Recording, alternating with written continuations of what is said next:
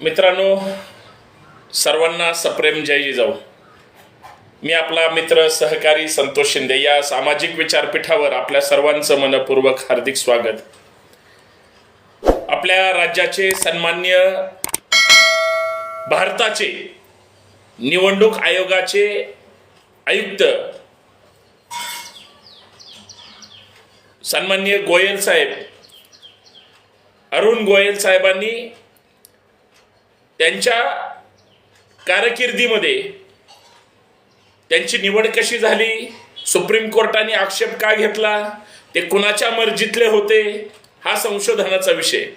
पण त्यांच्या नेतृत्वाखाली देशातली अत्यंत जबाबदारीची लोकसभा निवडणूक होणार होती आणि ती निवडणूक या देशामध्ये महत्त्वाच्या टर्निंग पॉइंटवर होती.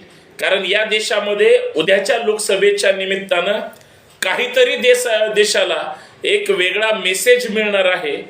लोकशाहीबद्दल असेल, आधुनिक हुकुमशाहीबद्दल असेल किंवा नागरिकांच्या हिताबद्दल असेल, जे जे काही असेल ते या देशाचं असेल, अशा पद्धतीची लोकसभेची निवडणूक होती. परंतु आपल्या राज्याचे निवडणूक आयुक्त अर्थात देशाचे, राज्याचे म्हणत असताना भारताचे निवडणूक आयोगाचे प्रमुख म्हणूया, पण ते आता राहिलेले नाहीत. त्यांनी राजीनामा दिला. अरुण गोयल साहेबांनी राजीनामा जो काही निवडणूक आयोगाचा दिलेला आहे, याच्यातून देशाला काय संदेश द्यायचा याच्याबद्दल तुम्हाला आम्हाला चर्चा गांभीर्यानं करावी लागेल. आज जर एक निवडणूक आयोगाचे प्रमुख, जे भारताचं महत्वाचं कायदेशीर, साधी गोष्ट नाही, कायदेशीर जबाबदारी त्या ठिकाणी स्वीकारून घटनात्मक पदावर बसून सुद्धा जर ते राजीनामा देत असतील, तर कदाचित 3-4 गोष्टीची चर्चा करणं गरजेचे आहे. आणि 5वी चर्चा म्हणजे निवडणूक आयोगाचे अध्यक्षच, आपलं भारताच्या निवडणूक आयोगाचे आयुक्तच, प्रमुखच, जे तुम्हाला गोड वाटेल ते तुम्ही समजून घ्या. एकतर ते स्वतः निवडणुकीला उभे राहणार आहेत की त्यांच्यावर सध्याच्या सत्ताधाऱ्यांचा दबाव आहे. दबावात त्यांनी हा निर्णय घेतला की या देशामध्ये काहीतरी घडामोडी होत आहेत, काहीतरी घडामोडी अजून होतील आणि देशामध्ये तुम्हाला वेगळं चित्र पाहायला मिळेल. ही वादळापूर्वीची शांतता आहे का? या शांततेतून देशामध्ये प्रशासकीय लेवलवर, सरकारी किंवा इतर गोष्टी सोडून द्या, प्रशासकीय लेवलवर अधिकारी दबावाखाली काम करतायत का? किंवा त्यांच्याकडून सरकारला वाटेल असे निर्णय त्या ठिकाणी लावून घेतायत का? आता ह्यांची जबाबदारी संपली, काम संपलं, उद्या माननीय सर्वोच्च न्यायालय सुद्धा ह्यांना फटकारेल, अशी काही शक्यता आहे का? या विषयावर मित्रांनो आपण चर्चा केली पाहिजे. तुम्ही आम्ही भारताचे नुसते नागरिक नाही, तर त्या त्या राज्याचे रहिवासी सुद्धा आहेत. तुम्हाला आम्हाला या भारतीय संविधानाने मूलभूत हक्क अधिकार दिलेत आणि सगळ्यात महत्त्वाचा अधिकार ह्या अरुण गोयल साहेबांच्या आयोगाच्या माध्यमातून हा देशामध्ये राबवला जातो. तो म्हणजे 18 वर्ष पूर्ण झाल्यानंतर तुम्हाला जो मतदानाचा हक्क आहे, या देशाचा प्रत्येक लोकप्रतिनिधी तुम्ही निवडून देऊ शकता साहेब. पण आता झालंय कसं, लोकशाहीचा चुकीच्या पद्धतीने गैरवापर करून, कायद्याचा चुकीच्या पद्धतीने गैरवापर करून आधुनिक अघोषित जी हुकुमशाही, हिटलरशाही आमच्या देशामध्ये लागू झाली, ती प्रशासनावर दबाव आणण्यासाठी आहे का? हा संशोधनाचा विषय. मला आठवतंय, निवडणूक आयोग आम्हाला फक्त निवडणुकीमध्येच आठवतो, पण या 2-2.5-3 वर्षामध्ये आम्हाला तो दररोज त्याच्यावर चर्चा करावी लागते. त्या आयोगाचे प्रमुख अरुण गोयल साहेब आहेत, ज्याने राजीनामा दिला. तुम्ही म्हणाल कुठल्या गोष्टीसाठी? राज्यामध्ये आपल्या महाराष्ट्राची चर्चा करून 2 पक्ष फोडले. ज्यावेळेस शिवसेना नावाचा पक्ष या महाराष्ट्राच्या हितासाठी जो काही काम करतोय, तो फोडण्याचं किंवा पक्ष आणि चिन्ह पळवण्याचं काम झालं. खरं तर उद्धव ठाकरे साहेबांच्या त्या शिवसेना भवनमध्ये पक्षाच्या नावाची आणि चिन्हाची चोरी झाली, त्याची चर्चा निवडणूक आयोगाकडे झाली. त्यावेळेस आम्हाला अचानक निवडणूक नसताना निवडणूक आयोगाची त्या ठिकाणी आठवण आली. पण हेच आयुक्त आहेत, हेच प्रमुख आहेत निवडणूक आयोगाचे भारताचे, ज्यांनी तो निवाडा,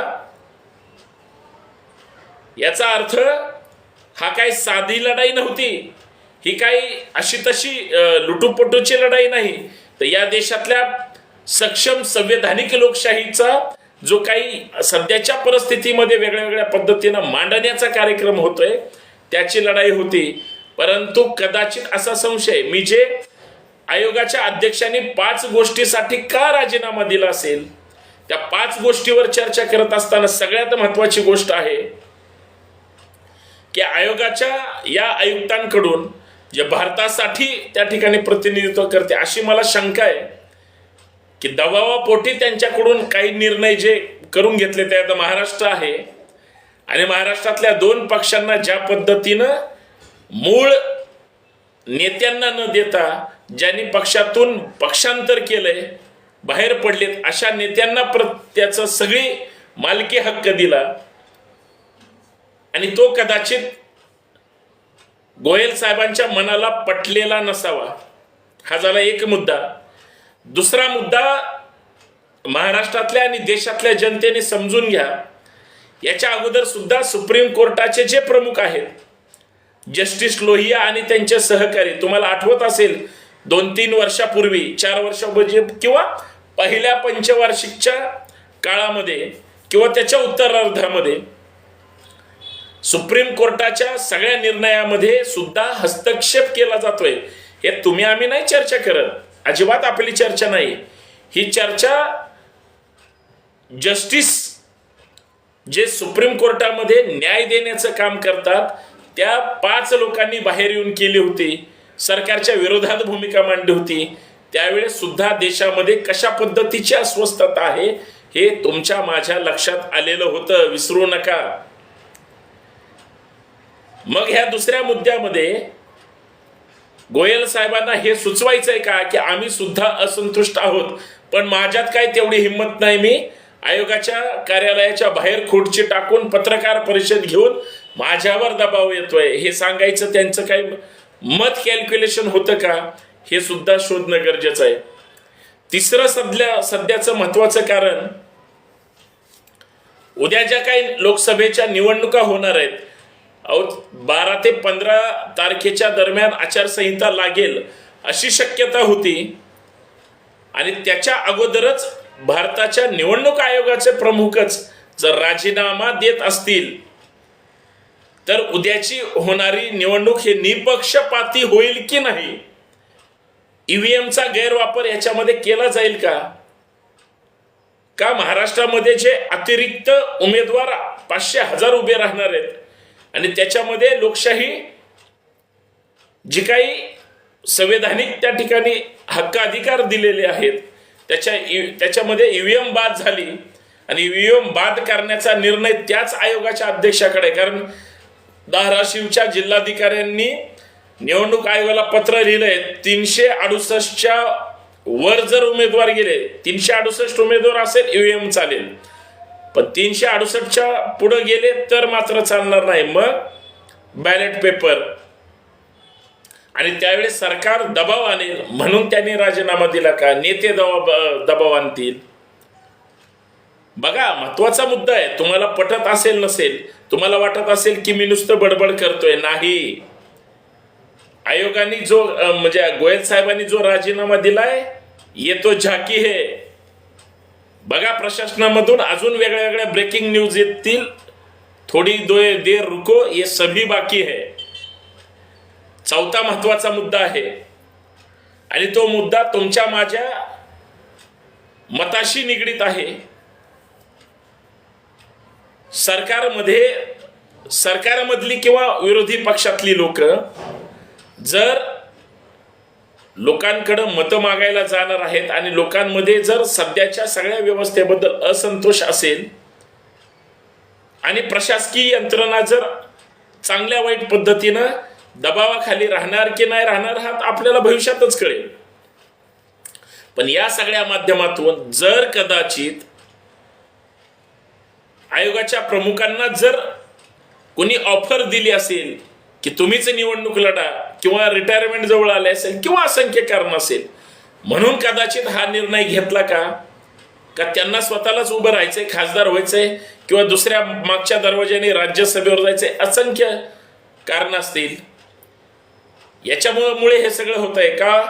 पाचवं सगळ्यात महत्वाचं, सुप्रीम कोर्ट माननीय निवडणूक आयोगाचे जे काही प्रमुख होते, आयुक्त होते, आणि तेही भारताचे, त्यांची निवडच वैध ठरवली. आणि उद्या निवडणुकीच्या ह्याच्यामध्ये माननीय सर्वोच्च न्यायालयाने जर काही निर्णय घेतला तर तो आपल्यासाठी अत्यंत वाईट आहे. आणि दुसरी गोष्ट, नियुक्तीवरच ज्यावेळेस आक्षेप असतो त्यावेळेस चर्चा होणारच आहे. आणि ह्या सगळ्या प्रकरणामध्ये हा निकाल आपल्या विरोधात जाईल असं वाटत असेल म्हणून राजीनामा दिला. मला तर असं वाटतंय, आणि ही गोष्ट खरी आहे,